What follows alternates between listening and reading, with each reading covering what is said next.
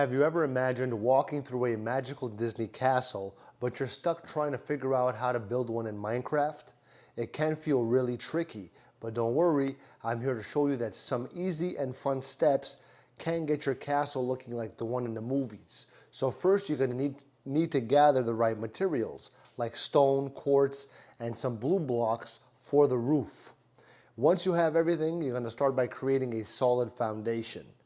Next, you're going to build the tall towers with walls of stone bricks and add windows for a royal touch. Now for the grand entrance, you're going to use big wooden doors, and don't forget to decorate with some bright flags.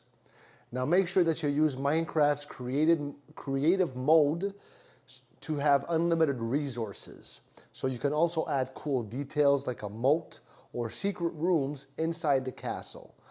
Now that you know how to do this, it's time to start building. Don't forget to enjoy every moment, because creating something amazing can be really fun. So if you enjoyed this video, leave me a like, comment, subscribe. Thanks for being here. Love ya. Ciao.